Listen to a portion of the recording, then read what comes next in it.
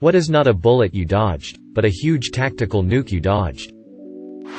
In uni, me and my two best friends were drinking, playing Mario Kart and just shooting the sh*t. We were hungry and wanted food. I said let's just make a tombstone pizza because we'd been drinking and most delivery services were closed at 1:30 a.m. One said he's fine to drive. I said no, bad idea. He got the other guy to go with. McDonald's usually doesn't take 2 hours to get, so eventually I went for a scooter ride since McDonald's was less than 2 miles away. I noticed there's a taped off spot on the bridge right before McDonald's with a crane, cops and an ambulance. They curbed the car and drove it off the bridge and into the shallow creek top first and died on impact. I dodged the nuke of death but ate the bullet of survivor's guilt for nearly 5 years. Edit. Woe was not expecting all the upvotes, awards and positive feedback. Thank you everyone who read this and felt something, because life is tough and you never know when it's the time. Have a nice day and thank you all. Edit. Based off the comments, I guess I have a few things to add. 1. I am doing good. Depression and fear of driving lasted a pretty long time. Moving back home for 2 semesters helped a lot versus being alone in the college apartment we shared. 2. It's those old Razor scooters that you kick, not a moped or electric scooter. 3. I took the keys of the driver but he had a spare key and they left when I went to the bathroom. Got to the living room and they were gone. Looked out the window and his car was gone. Verbally said foo *k, what an idiot. His dad is going to be livid if he gets pulled over. The second floor of the house I was renting collapsed a month after I moved out. ETA. Apparently a water pipe sprung a leak shortly after we left. We weren't in any trouble. When I was 11 I started losing vision in my left eye, and eventually went completely blind in about 2 to 3 weeks. After lots of testing we found that I had a brain tumor in my left optic nerve that would likely spread quickly. They gave me a year and a half to live in the best case scenario with treatment. They got the eye surgically removed. Started my on radiation and chemo. And luckily I responded well to it. Cancer's long gone. Am now a cyclops. And happy to be disease-free. I had just moved to Colorado by myself and for whatever reason my mom was encouraging me to get out of the apt and go see the new Batman movie. That was the night of the theater shooting. And not only was that the theater, but it was also the showing I was considering going to. I stayed up late playing League of Legends instead and woke up to a lot of texts and missed calls. Probably not ideal for my family's blood pressure that I slept in pretty late that day too. There was an apartment I really wanted, but at the last minute I found a slightly better one. The apartment I almost moved into burned to the ground a month later. I had some chest pains one night and woke up my wife to tell her. She got a little scared that it might be a heart attack and we agreed that I should go to the ER. The nurses were pretty sure it was a false alarm but would run an EKG as is common practice. In my head I was hoping that the chest pain would come back. Not to prove a heart attack, but so that we can find out what the chest pain was. The EKG was done by one veteran nurse and a new nurse. I was watching over their shoulders. Something was flashing on the screen that made both nurses look at each other with disbelief. They ran it again and one nurse went out to the station for help. The other stayed with me and very nicely told my wife and daughter to go back out to the waiting room. A few seconds later 5 to 6 more people came into the room slowly and calmly and began prepping me for something. It turns out that I was having my second heart attack that night in the ER. The doctors and nurses found an obstruction in my heart and were prepping me to have it cleared and a stent placed. When I got out of surgery, the doctor who placed the stent told me, "You probably picked the best time and place to have a heart attack. Right here in the ER." Edit. Thank you to everyone for the upvotes and awards. If anything, this has taught me not to take your health for granted and get yourself checked out if you're not feeling well. Edit number 2. The funny bullet I dodged during this event was that the doctor told me that when they put in the stent, they can go one of 2 ways. One entry point in the wrist and the other point is in your crotch. The male nurse had to prep the area just in case the wrist wasn't viable.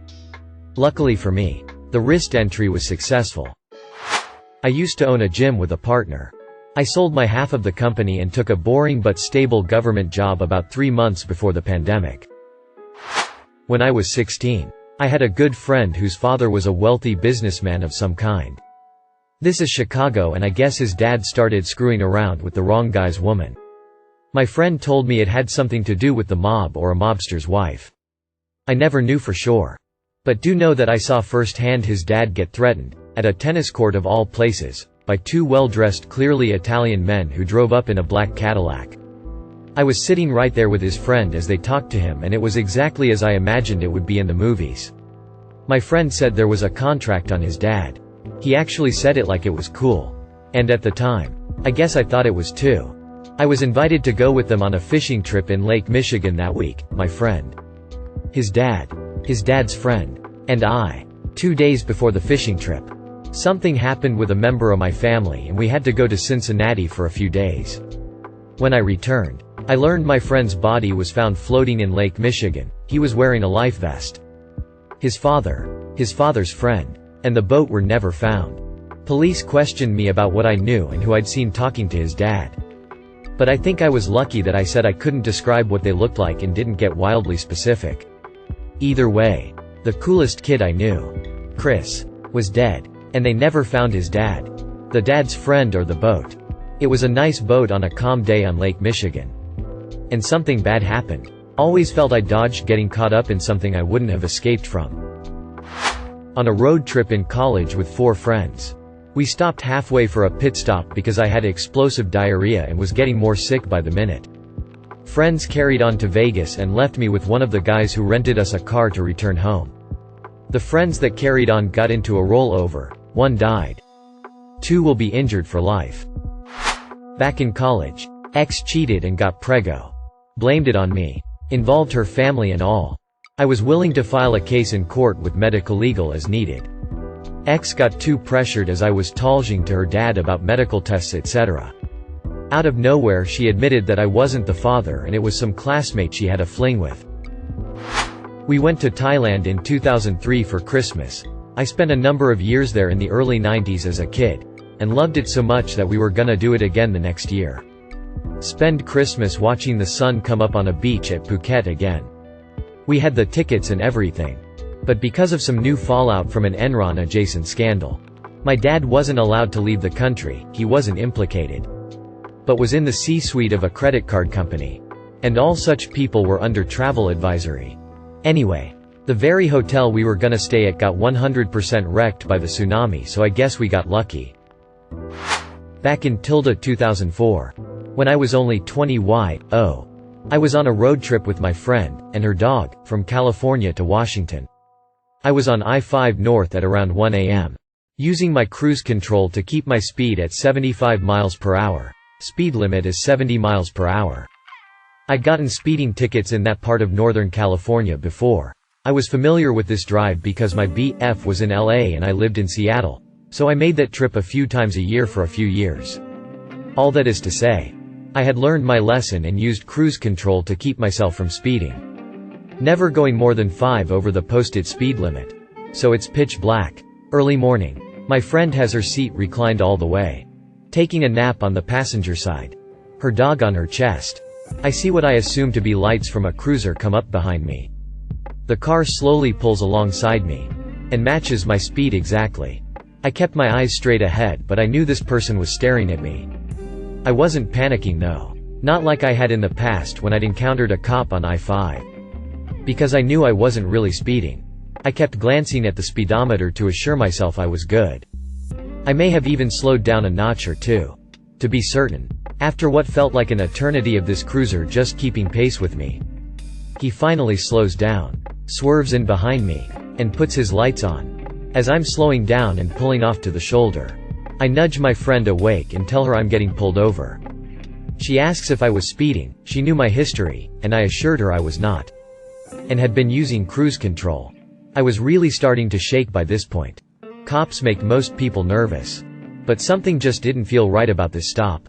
I knew there was no reason to pull me over. Pitch black. Middle of nowhere.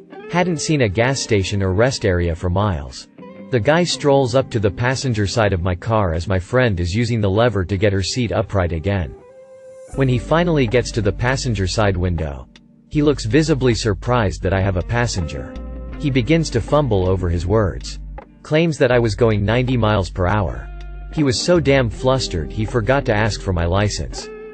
I actually asked him if he needed it. He trots back to his car and my friend and I look at each other like, WTF? Her dog, by the way, was going absolutely apeshit during this entire interaction. I never saw that dog act like that before or after this happened. Now remember, I'd gotten a few tickets on that same stretch of road. Within that same year or two. I was very familiar with this process and knew how long it should take and what to expect. In my previous experience, most cops go back to their cruisers for a good 6 to 8 minutes. This guy came back after about 2 minutes. Kinda tossed my license and registration into my friend's lap. Like he was annoyed. And yelled at me to slow down and told me he'd just give me a verbal warning for now. I thanked him, despite how creepy it was. And while I was putting my license back in my wallet and registration back in my glove compartment, he fired up his cruiser and floored it back onto the highway. This is also not normal. Anytime I'd been pulled over, they would always tell me to pull out ahead of them, so they could make sure I merged carefully back onto the freeway. My friend and I were freaked. She was more freaked than me. I think I was trying to explain it away. Give him the benefit of the doubt. At first. But the longer I thought about it, the more uncomfortable I became. I couldn't shake that nasty feeling that something wasn't quite right. Fast forward many years later. I remember hearing about some cop that had been arrested. He'd been trolling I-5 North in Northern California. During that same time period I'd been on road trips, stopping unsuspecting young single female motorists and sexually assaulting them in his cruiser. His M.O. was to pull up alongside their cars, scan them to make sure they were single females, and pull them over in desolate areas at early morning hours. He ended up murdering one of these girls when she put up too much of a fight. I can't remember his name and I don't know what he looked like. It was too dark to see his face well. But my blood turned cold when I'd heard that. Definitely dodged a huge nuclear life-changing, possibly life-ending, event thanks to my tired friend and her protective little dog. Edit. I did not expect my inbox to explode over this. I am doing my best to reply to the comments. But maybe an umbrella edit is easier. Many of you are saying that you know this case from forensic files. The case I believe you're referring to is from the 80s and happened in San Diego. So, this was an entirely different cop that I encountered. As I stated above, I didn't see the guy's face. He wasn't close enough to the side of my car thanks to my friend's dog. Not only that, I got the impression he was trying to make sure his face remained out of view. I have done some light Googling today to see if I can pinpoint this situation better and find an actual news article to point to and say, it's probably this guy. But I haven't been able to find any such thing, yet. Part of the problem might be because I got the year wrong. I said 2004. Because to the best of my estimation that's when I believe this happened. That being said, it's possible that it happened as early as late 2002, early 2003 or as late as 2007-2008. I made so many trips to and from CA and that friend of mine joined me at 2 to 3 of those times. So I'm not 100% sure what year this took place. Another problem? I also don't know exactly where. Either. I say I-5 North in northern CA. It's a big long state. There are a few good long desolate stretches along that highway that are pitch black at night. For miles. They always blurred together for me before. Especially at night. But if I had to guess? This happened somewhere in the abyss before or after Redding. CA. Scary thing I have discovered today. There are a sickening amount of stories just like this in the news. Old and new. Last. Thank you for all of these awards. Completely unexpected and super appreciated. I seldom open Reddit up in the morning and I don't think I've ever even commented on a Reddit post before 8 p.m. Today, when I saw that question, this memory from that road trip flooded me and I just shared it with exactly zero expectations for any response. Let alone this. Stay safe out there. Pro tip. Thanks to those commenting. If you ever find yourself alone on the highway, getting pulled over by the police and you feel in any way, shape, or form uncomfortable pulling to the shoulder, slow your car down, turn on your hazards, and call 911 if you have no service. Just keep driving until you do. Inform them of your predicament. They will relay this to the cop behind you who will gladly follow you to the safe place of your choosing to make a stop. Moreover, a 911 dispatcher will also be able to warn you that there's no cop in that location. Which means you should keep driving and wait for the real police to arrive. My father-in-law was working on construction of a power plant and was scheduled work Sunday, was a union pipe fitter. Saturday he got a call from another company asking him to run a job much closer to his house. Think 5-minute commute versus 50. So he accepted and didn't go to the power plant job Sunday. That day there was an explosion at the plant and people in the crew he was working with wound up getting killed. Edit. Doing everything to avoid using the cliché this blew up given the context. To confirm because it was being asked a lot. Yes, this was the plant in Middletown. Court. This was a pretty significant event in the state of CT and made national news, so I'm not shocked so many of you were able to identify exactly where it was. I'm sure my father-in-law wasn't the only one that didn't go in that day as it was also Super Bowl Sunday. 24 years old. Had a pesky sore on my tongue that was really bothering me. My boyfriend's dad was a dentist, so when I was over at his house one night I asked him to take a look. He recommended I go see an oral surgeon the next day for him to check it out. The next day I decided it was feeling better, so I tried to cancel my APPT, but my boyfriend's dad insisted I go. I went. And the oral surgeon pretty much diagnosed it as cancer on the spot. It was aggressive, and by the time of my surgery to remove it, it had already spread to multiple lymph nodes. They ended up removing over half my tongue, followed by chemo and radiation. Given how aggressive it was, I often think that if I had put off the doctor's visit any longer I probably wouldn't have survived. I'm coming up on my 10-year anniversary in January. I was moving abroad to do a post-grad degree. My flight was to leave out of Newark early morning on 9/11. A family friend who worked in the towers kept prodding me to move my flight to the afternoon and come visit him in the office so he could show me around. My parents were pressuring me to go as well since it was a good networking opportunity. I was on the fence, but decided not to since I was a poor student and didn't want to pay the cab fare from my hotel in NJ to Lower Manhattan. Our friend made it out. Thankfully. And I'm guessing I would have well. But no way would I want that experience burned in my memory. I was briefly engaged to a man who has since cheated on his gorgeous, intelligent, sweet wife hundreds of times. They are separated but have 2 children and will likely reconcile. I broke our engagement when he said that he thought it was perfectly okay for a man to cheat on his wife if they'd been married for a while and he'd gotten bored. Oddly enough, he didn't believe a woman was entitled to do the same. I feel so badly for his poor wife now. He began cheating on her 2 years into their marriage when she was pregnant with their first child. My wife and I were prepared to buy a nice riverfront property in 2019. But the owners, her dad and uncle, were dragging their feet. We had our down payment. We were approved for the mortgage. And we had even been living there paying rent. Then the river rose 30 feet, 10 meters, and we had to evacuate. The water kept rising. The house was destroyed before we bought it. So we didn't buy it. Guy on Grindr I was chatting with looked cute and we were chatting. He was too far though, and I was a student who didn't have a car, could not host in dorms. He was later arrested for purposely spreading HIV through Grindr hookups. This was in Edinburgh. Edit. For the record. This was before PrEP was available in Scotland, and I don't think it's even relevant. I never even stated my safe sex practices. I actually was on PrEP though, but that doesn't change the fact that I dodged a bullet by not having sex with someone malicious enough to purposely spread HIV. Some of you are quick to jump on the victim-blaming bandwagon. The guy made national news and apparently also blackmailed men he slept him. My dodged bullet is less about HIV and more so that I did not encounter, and have sex with, someone with very malicious intent. There's a lot of you in the comments making assumptions about my sexual practices when I never even mentioned them.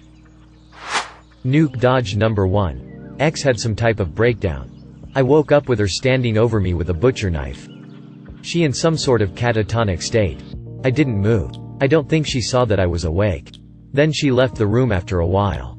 Came back into our bedroom sans butcher knife. Got in bed. Snuggled me until it was time to get up. Then she made me some great waffles for breakfast, as cheerful as ever. Didn't get stabbed but still have trouble sleeping unless I'm alone in the room. Nuke dodge number 2. Another ex cheated on me. She had wanted a baby. We both did. TBH. So she ended up getting married to the dude she cheated on me with. They had a baby. Then she cheated on him and they got divorced. So wife's boyfriend is paying the child support. Life is fucking good. I met a girl one summer and she fell head over heels for me. She even ditched her fiancé for me. But when she went back home at the end of summer they got back together. And got married. I saw her again the following summer. And she wanted to pick up where we left off. But I said no. I ran into her years later. She told me all about her sex life. And how her husband could no longer satisfy her. So she was hooking up with random strangers from the internet while he slept in the spare room. They had 2 kids by that time. I felt sorry for them. Edit. Wow. My top comment ever was about some crazy summer fling from years ago. Who would have thought? Thank you for watching. If you enjoyed this video, don't forget to drop a like. If you would like to see more content like this in the future, subscribe and turn on notifications to be notified about future videos. Now check out one of these interesting videos.